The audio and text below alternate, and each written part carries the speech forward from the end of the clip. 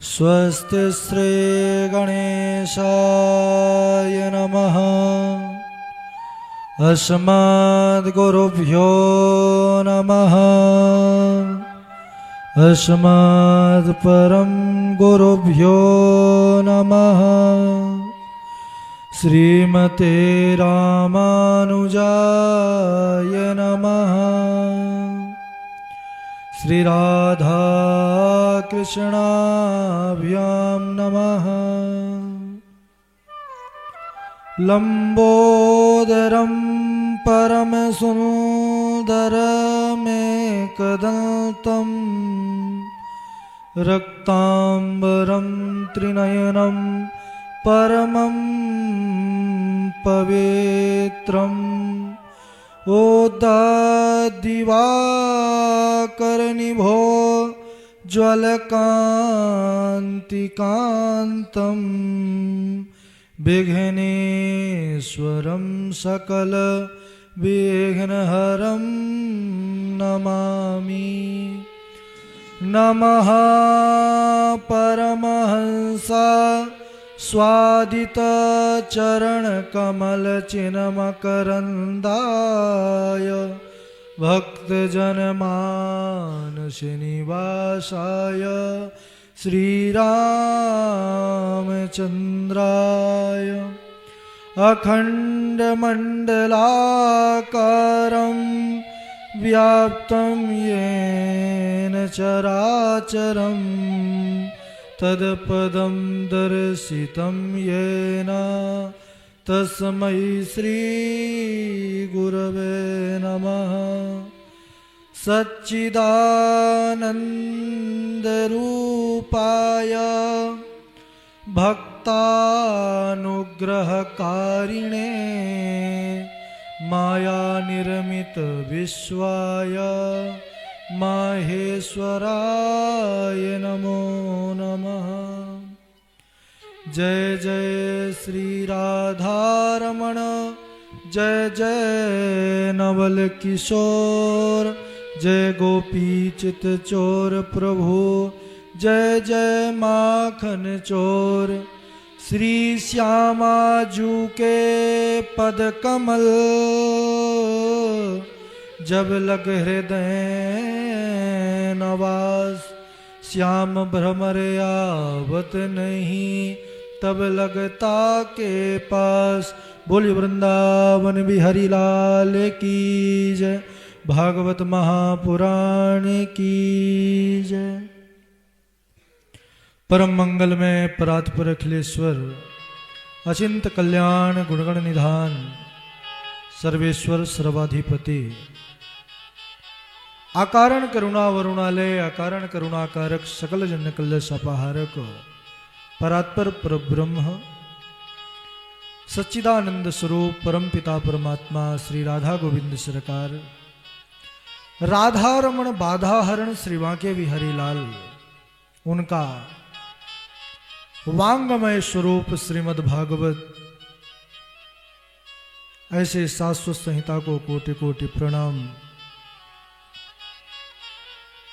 परमाराध्य नंद नंदन यशोदा नंदन वृजन रंजन देवकी नंदन श्याम सुंदर श्री कृष्ण के पाद पद्मों पर कोटचा नमन नतमस्तक वंदन एवं अभिनंदन।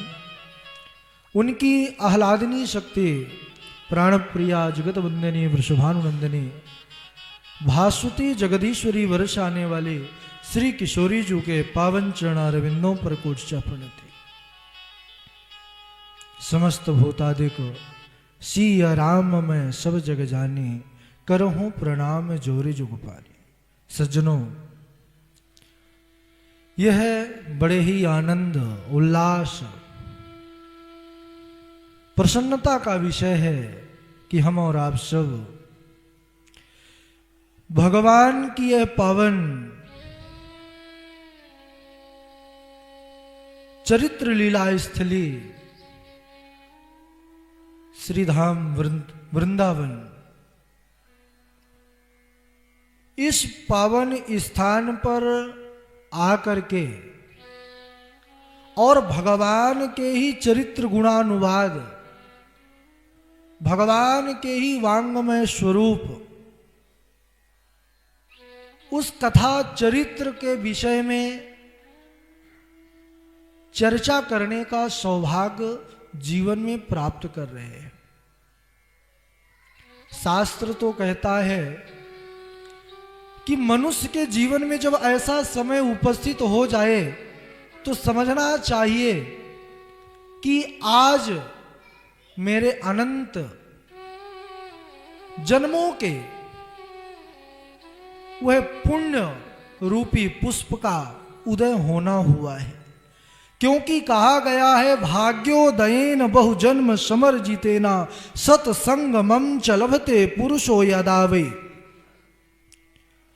अगर प्रभु की विशेष कृपा हुई है तब जाकर के हम और आप सब इस ब्रज वृंदावन धाम में प्रवेश पा सके हैं। यह रसिकों की भूमि है, यह भक्ति की भूमि है। नारद जी विह्वल हो गए, विकल हो गए संसार को देख करके। उनका हृदय जलने लगा।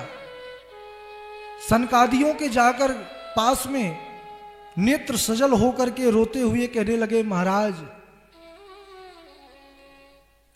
हरिक्षेत्रम कुरुक्षेत्रम श्रीरंगम सेतु बंधनम। मैं सभी तीर्थ क्षेत्र में जाकर के देखा, लेकिन मुझे भक्ति का जो वह स्वरूप है, उज्जवल स्वरूप, भक्ति का जो वह आभा मंडल है, वह मुझे कहीं अन्यत्र दिखाई नहीं दिया। लेकिन महाराज जब मैं वृंदावन को गया ना, वृंदावन ऐसा समय जब चल रहा है जब सब जगह केवल पाखंड और भक्ति का हनन हो रहा है। आज भी वह जो भगवान की लीला स्थली है, उस ब्रज वृंदावन धाम में भक्ति सदैव नृत्य करती रहती है। धन्यम वृंदावनम तेना भक्तिर नृत्यति यत्र चा। और हम सब कितने बड़भागी हैं कि उसी पावन वृंदावन धाम में आकर के, सज्जनों सबसे पहले तो सौभाग्य है हम सब वृंदावन धाम पर आए। लेकिन परम सौभाग्य यही है कि वृंदावन में आकर के और वृंदावन विपिन बिहारी की लीला चरित्र कहने का हमको यह जो सौभाग्य प्राप्त हुआ, यह केवल और केवल किशोरी जी की विशेष कृपा का यह दर्शन है। हम सब विभिन्न आख्यानों को, कथाओं को श्रवण करते हैं, चाहे वह भागवत कथा हो, शिव कथा हो, राम कथा हो या अन्य पुराणों की कथा हो। सब में केवल और केवल हम सबको जीने का मार्ग दिया गया है। हमारे ऋषि मनीषी महापुरुष जीवन में अद्भुत त्याग करके उन्होंने अपने जीवन की तपस्या को मूर्तिमान स्वरूप यह सद्ग्रंथ प्रदान कर दिया है। इतने सारे सूत्र दिए हैं कि कोई एक सूत्र धारण कर ले, उसका जीवन कल्याण हो सकता है। सबके पास ऐसा सुलभ साधन उपलब्ध नहीं है। अन्य देशों पर ऐसी व्यवस्था नहीं है जैसे इस भारत भूमि, इस महान भूमि पर व्यवस्था बनाई गई है। इन कथाओं का फल यही है कि किस प्रकार हम संसार में रहते हुए संसार से ऊपर उठ करके जिसने संसार को बनाया है, जिसने मुझे बनाया, जिसने आपको बनाया, जिसने समस्त माया को बनाया, उसको कैसे जानना है, यह शास्त्र दिशा निर्देश करते हैं। और उसको जानना जीव के अपने बल का कार्य हो ही नहीं सकता। बाबा जी कहते हैं कि भगवान आपको तो वही जान सकता है, सोई जानहि जेहि देह जनाई। जिसको आप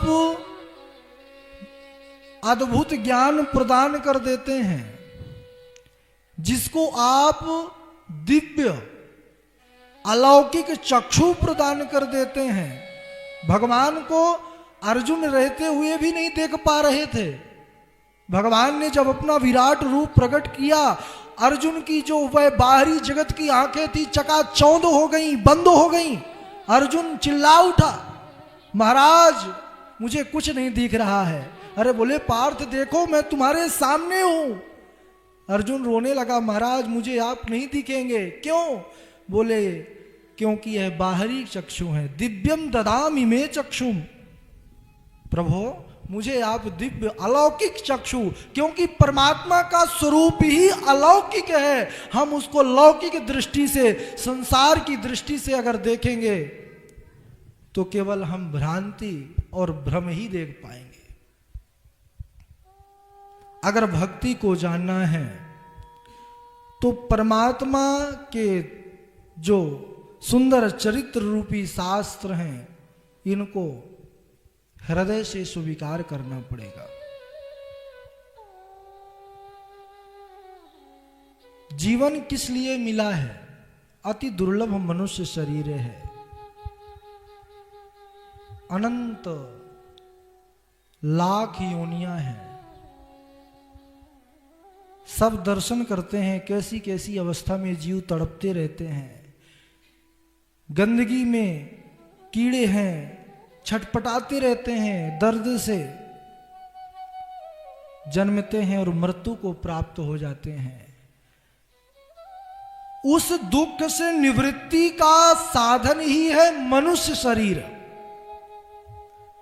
परमात्मा कृपा करके उस मनुष्य शरीर को प्रदान करते हैं, लेकिन हम सब गर्भ में जब रहते हैं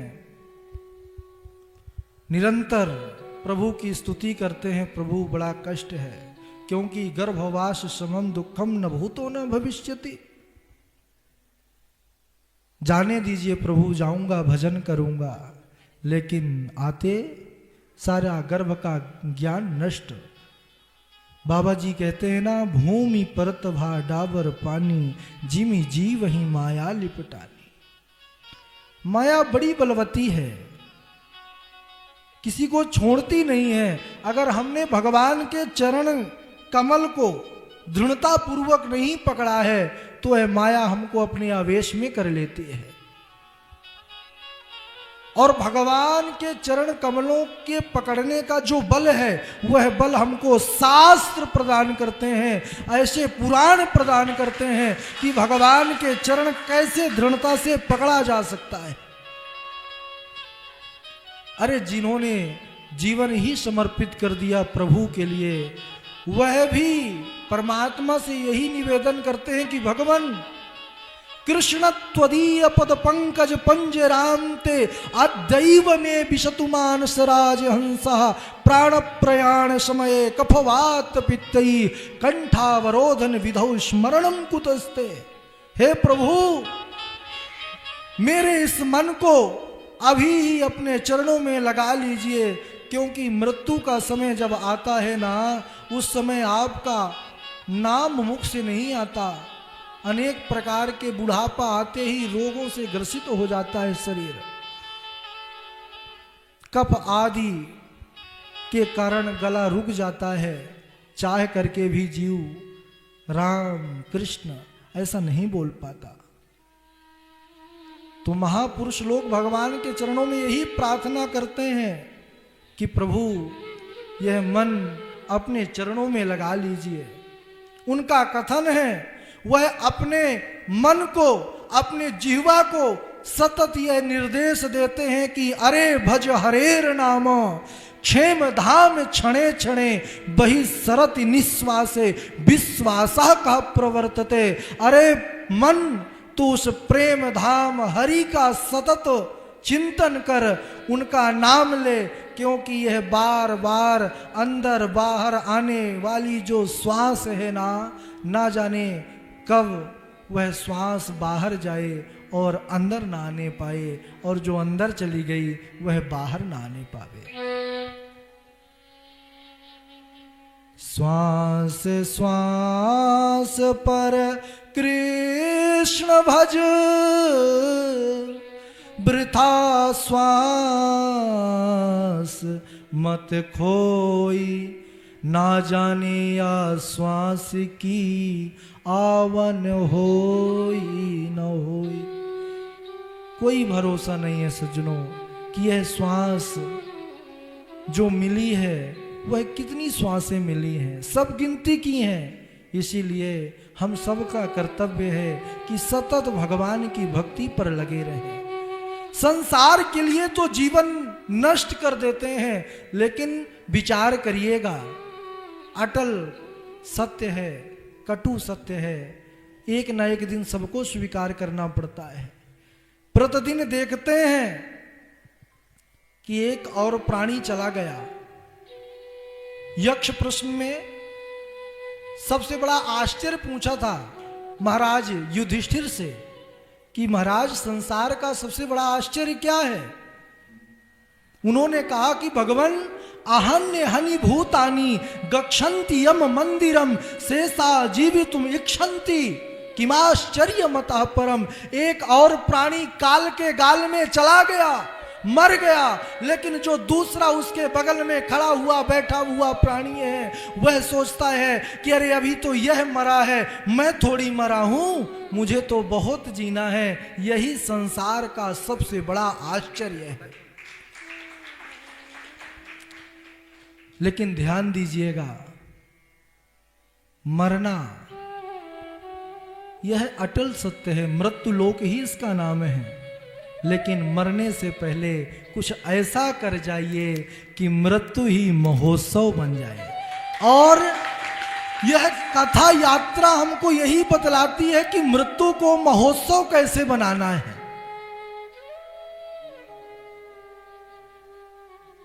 पूरा जीवन पहले तो खेल कूद में बिता दिए, बचपन का धन आदि के संग्रह में पूरा जवानी व्यतीत कर दिए। एक कवि का बड़ा सुंदर भाव है कि पेट में पौढ़ पुनि पौढ़ मही, पलना पौढ़ के बाल कहायो, ज्वान भयो युवती संग पौढ़्यो, पौढ़त पौढ़त ज्वानी गवाई। लेकिन चीरे समुद्र के पौढ़न हार को, नात ने कबहू ध्यान लगायो, पौढ़त पौढ़त पौढ़त ही अब चिता में पौढ़न के दिन आयो। पहले तो जन्म हुआ, पालने में पौढ़ करके पूरा शैशव अवस्था गंवा दिए, बड़े हुए, विवाह हुआ, युवती के साथ पूरा जीवन समाप्त हो गया सोने में। सोते सोते ऐसी दशा हो गई कि चिता में पौढ़ने की बारी आ गई। लेकिन जीव अपने अज्ञानवश उस क्षीर समुद्र में पौढ़ने वाले, उस क्षीर सागर में शयन करने वाले नारायण का कभी ध्यान नहीं करता। और होगा क्या, जो जीवन में जिसका ध्यान किए हैं, ध्यान दीजिएगा, जिसका जीवन में ध्यान दिए, जिसका जीवन में संग्रह किए, उसका क्या होता है। बोले धनानि भूमौ पशवाश्च गोष्ठे, नारी गृहद्वारी जना श्मशान देहश्चितायां परलोक मार्गे धर्मानुगोग क्षति जीवे कहा। धनानि भूमौ, धन की दो गति होती है सज्जनों, या तो भूमि में पड़ा रहेगा या भूमि में गड़ा रहेगा। अब गाड़ने वाले जमाने चले गए, पहले दादा परदादा के जमाने में क्या होता था, धन गाड़ दिया जाता था कि बाद में इसका उपभोग करेंगे, पता लगा कल सुबह टिकट कट गई, चले गए, धन गाड़ा रह गया। लेकिन आज भी चाहे वह धरती पर गड़ा रहे, चाहे बैंक अकाउंट में पड़ा रहे, लेकिन जब आएगी घड़ी जाने की कोई काम नहीं देगा। धनानि भूमौ पशवश्च गोष्ठे, तुम्हारे जो प्रेमी पशु हैं खूंटे पर बंधे रह जाएंगे। जो तुम्हारी प्रियतमा, जिसको अर्धांगिनी कहते हैं, 7 जन्म जीने मरने की जो कसमें खाते हैं, वह कहां तक जाती है? नारी गृहद्वारी, घर के द्वार तक ही रुक जाती है। बस जाइए महाराज, हो गया, यहीं तक, प्रणाम है आपको। वहां से अकेले जाना पड़ता है, कितना कष्ट होता होगा, पत्नी भी साथ नहीं जाती। ठीक है, यहां तक कष्ट हुआ, और आगे बढ़िए। नारी गृहद्वारी जना श्मशाने, अरे ये तो मेरे अपने हैं, मेरे चाचा जी हैं, मेरे बड़े भाई हैं, मेरे पिताजी हैं, मेरा पुत्र है, मेरा पोता है, मेरे मित्र हैं, कहां तक जाएंगे? जना शमशाने, शमशान घाट तक जाएंगे, वहां से आगे कोई नहीं जाएगा। लेकिन जो आपका अपना है शरीर, क्योंकि मैं हूं, मेरा नाम यह है, मेरी उपलब्धि यह है, तो वह शरीर कहां तक जाएगा? देहश्चितायाम, केवल चिता तक जाएगा, वहां वह भी साथ छोड़ देगा। क्योंकि 5 तत्वों से चिति जल पावक गगन समीरा, यह 5 तत्वों से मिलकर के जो बना है, सभी तत्व अपने अपने स्वरूप में व्यवस्थित हो जाएंगे। केवल बचेगा तो जीव बचेगा, जो ईश्वर का अंश है, उसको आगे की यात्रा। वैसे सज्जनों, हमारी वास्तविक यात्रा, जीव की वास्तविक यात्रा मृत्यु के उपरांत ही प्रारंभ होती है। क्यों? वहां से ही धर्मानुगोग क्षति जीवे कहा। हमने जो किया है वही हमारा साथी होता है। अगर धर्म है, पुण्य है, प्रभु की सेवा है, भजन है, वह तो हमको उत्तम गति प्रदान करती है, भगवान का वह परम धाम प्रदान कर देती है। ना तद्भासयते सूर्यो न शशांको न पावकः यद गत्वा न निवर्तन्ते तद्धाम परमम मम। जिस धाम के विषय में उन्होंने कहा है वह परम धाम दिलाने का सामर्थ्य रखता है। लेकिन वहीं पर जब भजन नहीं होगा, जब भक्ति नहीं होगी, जब विवेक नहीं होगा, जब महापुरुषों की कृपा नहीं होगी, तो फिर हमको पुनरपि जननम पुनरपि मरणम पुनरपि जननी जठरे शयनम, बार बार इस 84 का चक्कर काटना पड़ेगा। और 84 का चक्कर ना काटना पड़े, इसीलिए आप सभी दिव्य विभूतियां इस सुंदर शास्त्रों का अवलोकन करके और जन जन तक इस सुंदर सूत्र को, जन जन तक इस अवसिद्धि को, क्योंकि यह गंगा है, इस गंगा पर जो डुबकी लगाएगा और जो औरों को डुबकी लगाएगा, सबका कल्याण होना है। बोलिए भागवत भगवान की, भक्त वत्सल भगवान की। अब हमको सुनना था, आप लोग सुनवा दिए, तो यहीं तक। बोलिए वृंदावन बिहारी लाल की। श्री राधे।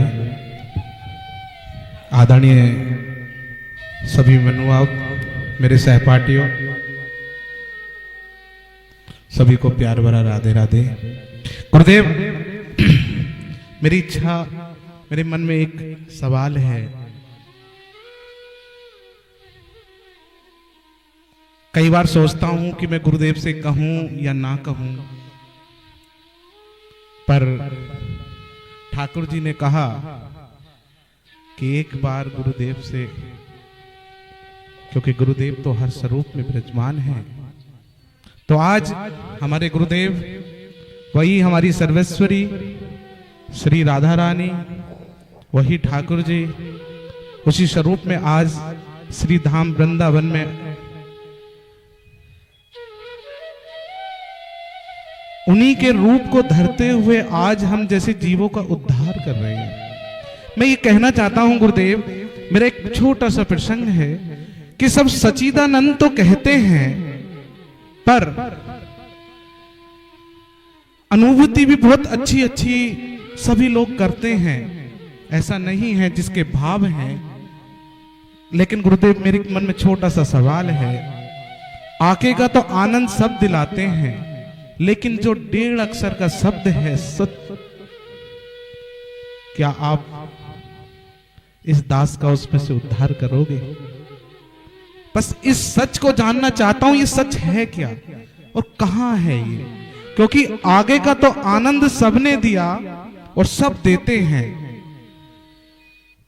अभी तक मुझे सच का पता नहीं चल पाया और बड़े ही दिल में ये विडंबना मेरे आ रही है। तो गुरुदेव इसका मार्गदर्शन कर दीजिए और फिर आप अपनी गद्दी ग्रहण करिए।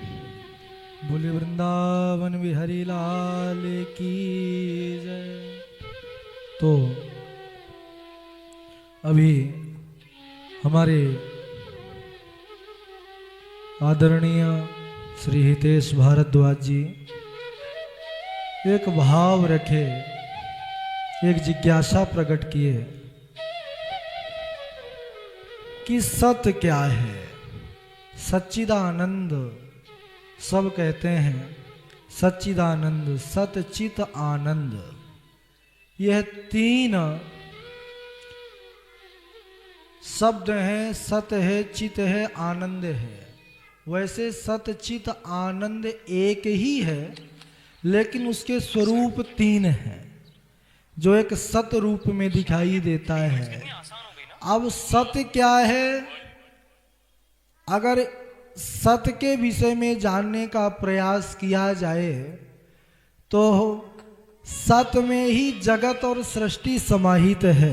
हितेश जी, सत्य वह तत्व है जिसका प्रतिपादन अगर शेष और शारदा, ध्यान दीजिएगा, शेष यानी जिनके सहस्त्र फण हैं, सहस्त्र मुख हैं, और शारदा जो ज्ञान और विज्ञान की देवी हैं, अगर शेष और शारदा भी इस सत्य को बखानना चाहें या सत्य की महिमा को बताना चाहें तो उनके अंदर भी समर्थ नहीं है कि सत्य क्या है, सत्य का स्वरूप बतला सकें या दिखा सकें।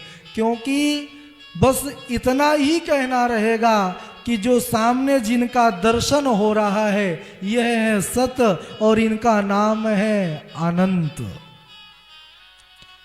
जो भागवत पुराण है उसमें भी इसी सत्य का ही स्तवन किया गया है। सत्यम परम धीमहि, वह सत्य ही सत्य है। और भागवत के 18,000 श्लोकों में व्यास जी ने उसी सत्य का प्रतिपादन करते करते करते करते अंत में बस यही कह दिया कि भगवन नाम संकीर्तनम यस्य सर्व पाप प्रणाशनम प्रणामो दुख समनस तम नमामि हरिम परम, कि नाम संकीर्तन को स्वीकार कर लीजिए। सत्य वह तत्व है, वह परम तत्व है जिसके स्वरूप को प्राप्त करके शंभु भी लागी समाधि शंभु अपारा। जिस सत्य में आरूढ़ होकर के शंभु भी लाखों लाखों वर्षों की समाधि में चले जाते हैं, उस सत का प्रतिपादन मेरे द्वारा हो जाए यह संभव नहीं है। मैं तो बस प्रभु का दास हूँ और सत को समझना है, केवल नाम को स्वीकार कर लीजिए तो निश्चित रूप से वह सत जो सब जगह व्याप्त है वह हम पर भी कृपा करेगा और उस स्वरूप का कुछ अनुभव होने लग जाएगा। यह क्योंकि वर्णन से परे है, यह अनुभव गम्य है। उस सत का जिसको अनुभव हो जाता है तो सहज विराग, सहज विरागी हो जाता है।